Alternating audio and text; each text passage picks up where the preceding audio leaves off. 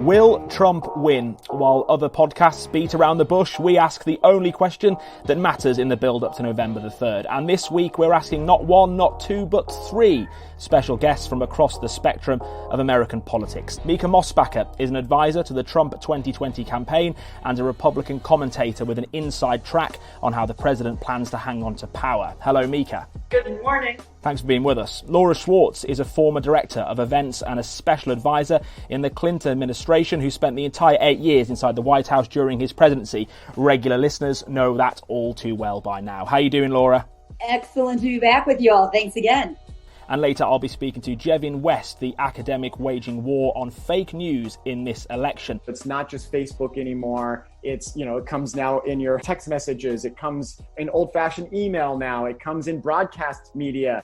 Welcome to episode 8 of Will Trump Win? I'm Daniel Hewitt, ITV News political correspondent. More importantly, I'm joined as ever by Robert Moore from Washington, our correspondent reporting across America on the race for the White House. How are you doing, Robert? Yeah, greetings from Washington.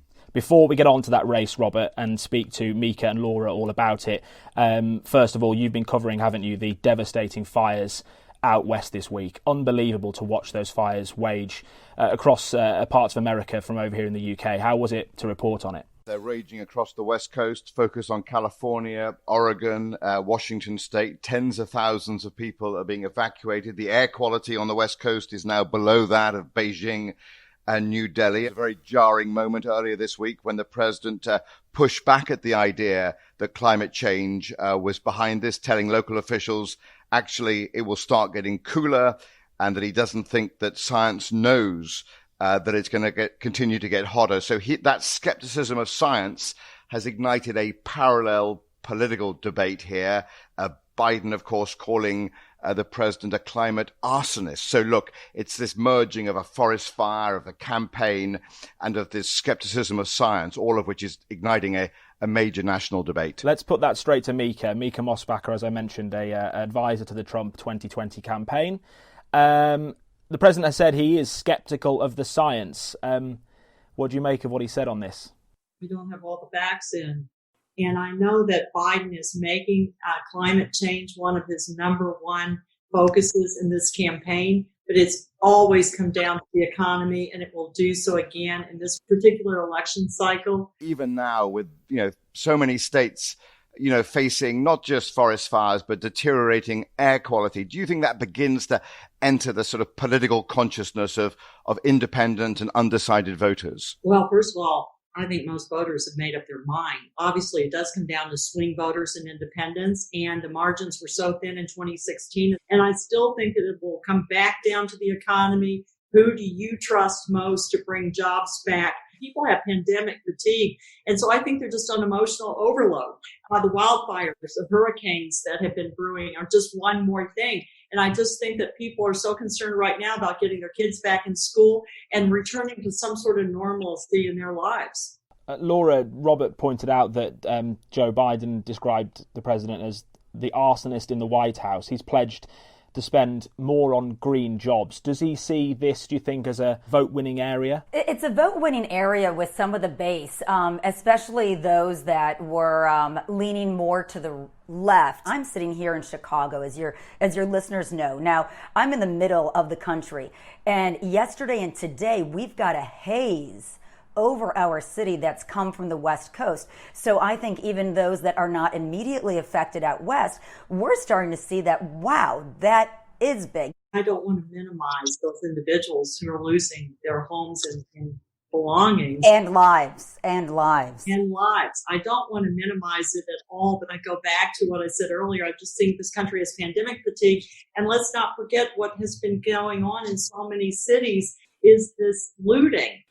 Peaceful protesting is, of course, an American right, and it's sacred in America, but certainly not looting and arsonists who are torching businesses. Many people have lost so much. I live in Austin, Texas, for example, and the city council just defunded the police by $150 million.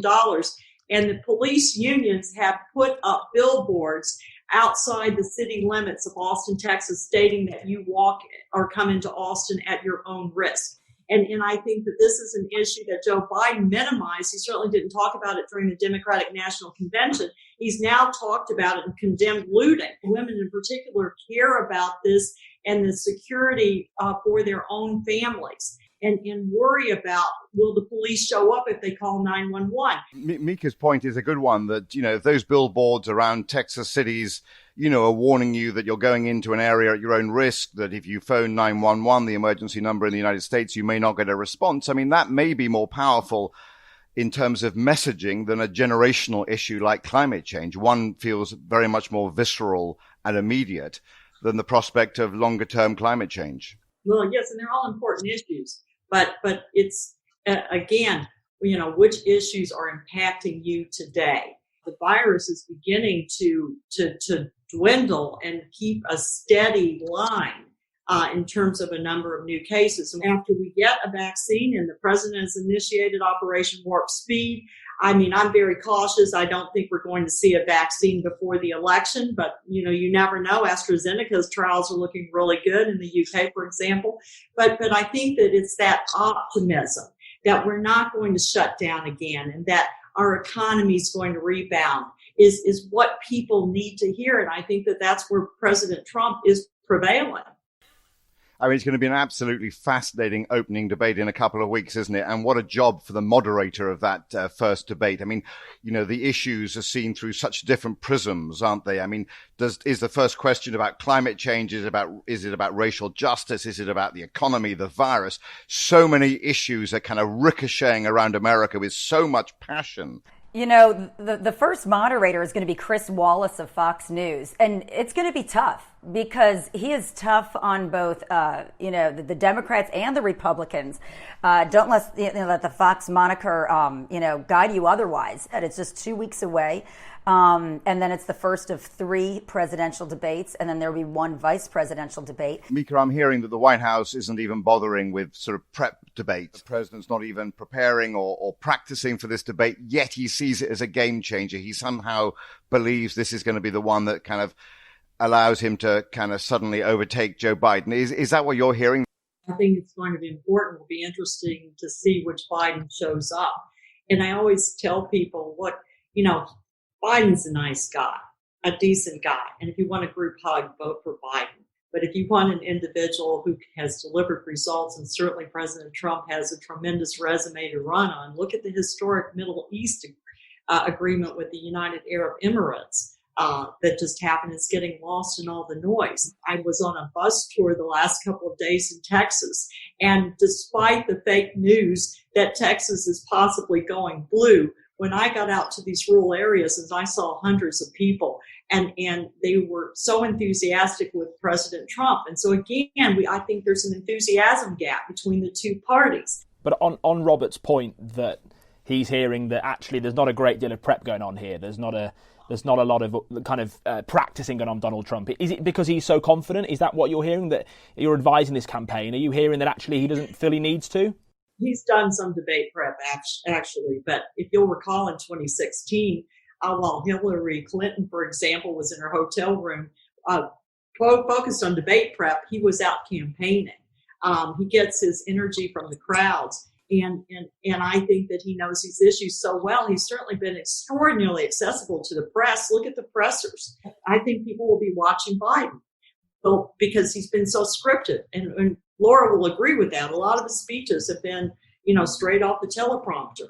I believe that Donald Trump talking to the media is really a two-edged sword. He does make himself greatly available, but at the same time, the falsehoods that come out during these press conferences all of a sudden generate a fact-checking cadre, and that becomes the news story off of what he said. Will Joe Biden fact-check on the stage or leave that to the spin room and the reporting out afterwards? What polarities aren't we talking about here? I mean, we're talking about a president who is completely unscripted. I mean, who is a stream of consciousness. And then we're talking on the other side, Joe Biden, who is extremely scripted and really is operating off an auto cue and is pretty inaccessible to the press. So we are talking about two extremes, and that's why this this debate is going to be so fascinating because we've got the kind of unscripted against the scripted, finally kind of live across the nation in prime time, and Americans are going to have to decide. And on next week's podcast, we're going to be doing a special sort of pre-debate episode, looking at the history of debates, how both camps are prepping for it.